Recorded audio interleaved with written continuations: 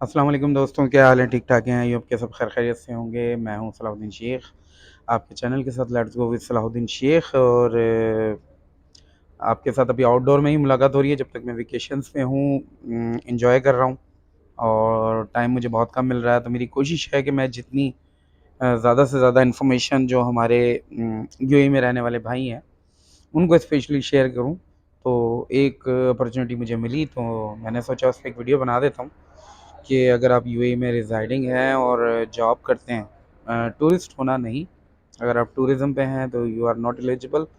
तो अगर आप स्टूडेंट वीज़ा पे हैं, वर्क वीज़ा पे हैं या रेजिडेंट वीज़ा पे हैं तो you can apply for Lithuania tourist visa.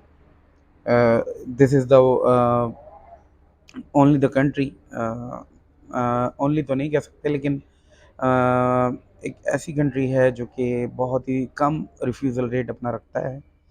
और अगर आप वीज़ा अप्लाई करते हैं तो अ, बहुत ही कम चांसेस इसके होते हैं, क्योंकि इसकी जो अप्रूवल रेट है वो 98 पॉइंट समथिंग है और ये बहुत कम लोगों की वीज़ा रिफ्यूज़ करता है।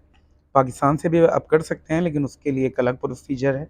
लेकिन अगर आप यूएई में मौजूद हैं तो आपको वीएफएस ग्लोबल की वेबसाइट से बाकायदा तौर पे इसकी अपॉइंटमेंट लेनी होगी और इसकी रिक्वायरमेंट को फुलफ़िल करना होगा, जिसमें सबसे पहले आपका कवरिंग लेटर है और जिसमें आप बाकायदा तौर पे आप पूरी ऑर्डिनरी देंगे, अपना इंट्रोडक्शन देंगे कि जी मैं इतने-इतने दिनों के लिए जा रहा हूँ और मैंने ये-ये जगहें घूमनी हैं।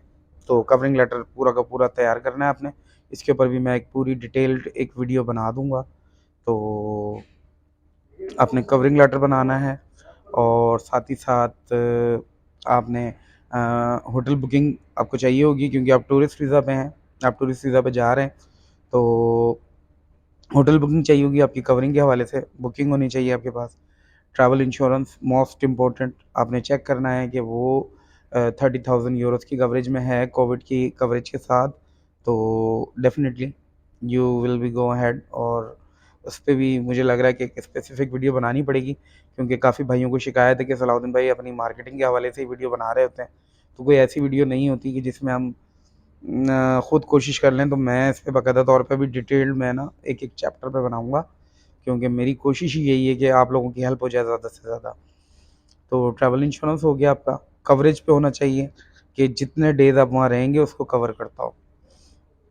उसके बाद जो आपका पासपोर्ट है, वो मिनिमम उसकी वैलिडिटी जो है वो 6 मंथ होनी चाहिए डिपार्चर के बाद। जैसे आपने डिपार्चर यहाँ से कर लिया, आपका वीज़ा मिसाल के तौर पे 2 महीने बाद लगना है।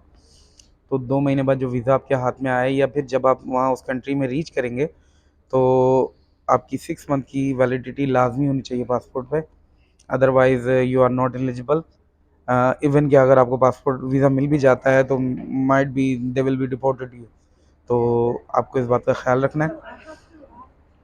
और इसके अलावा आपको एनओसी लाज़मी चाहिए। एनओसी एक मोस्ट इम्पॉर्टेंट थिंग है अगर आप यहाँ पे नौकरी करते हैं। और हाँ, अगर आप कारोबार करते हैं, जैसे आपने कोई किसी कंपनी से एनओसी लिया हुआ है, वो भी आज़ाद वीज़ा ही है, तो आप या फिर आपकी कोई कंपनी है, आपने यहाँ पे फ्रीलांस वीज़ा लिया हुआ है, तो आपको अपनी ही एनओसी लेनी होगी। वो इतना कोई इशू नहीं होता। फ्रीलांसर वीज़ा पे हैं तो आपको एनओसी की ज़रूरत नहीं है। लेकिन अगर आप एक आज़ाद वीज़ा जो लिया हुआ है, जिसको अक्सर लोग झूठ बोल के बेच रहे होते हैं कि जी ये फ्रीलांस वीज़ा है, तो वो फ्रीलांस नहीं होता, वो आज़ाद वीज़ा ज़रूर है। लेकिन वो एक कंपनी ने आपको एनओसी दिया होता है कि you are free to work anywhere in the UAE. तो वो कैंसल वीज़ा ही होता है, समझ लें आपको, लेकिन इजाज़त होती है, आप काम कर सकते हैं। तो ये तमाम चीज़ें हो गई। हाँ, बैंक स्टेटमेंट मोस्ट इम्पॉर्टेंट। आपकी जो बैंक स्टेटमेंट है वो मिनिमम यूएई में है, यूएई के हवाले से वीडियो बन रही है, तो मिनिमम 10,000 दिरहम्स आपकी क्लोजिंग बैलेंस होना ज़रूरी है। इससे कम अगर क्लोजिंग बैलेंस है तो प्लीज़ डोंट अप्लाई, आपका वीज़ा रिजेक्ट हो जाएगा। और साथ ही साथ आपने ये भी देखना है कि आपने अचानक रकम पुट नहीं करनी है, उसमें स्टेबिलिटी होनी चाहिए। सैलरी सर्टिफिकेट्स भी लाजमी आपने इसके साथ लगाने हैं। और सैलरी जो है आपकी मिनिमम 2,000 होनी चाहिए। 2,000 से कम सैलरी है तो मैं आपको इनकरेज नहीं करूँगा कि आप अप्लाई करें, लेकिन अगर करना चाहें तो कर सकते हैं, क्योंकि अगर आप रुपीज़ में कन्वर्ट करते हैं तो अगर 1500 दिरहम भी है तो वो लाख रुपए हो जाती है आपकी। तो पाकिस्तान के कंपैरेटिवली तो बड़ा आसान हो जाता है और इंडिया के भी कंपैरेटिवली बड़ा आसान हो जाता है। तो आपने इन तमाम चीज़ों का ख्याल रखना है। और इस कंट्री के हवाले से मैंने इसलिए भी वीडियो बनाई है क्योंकि ये रिजेक्शन बहुत कम देता है आपको।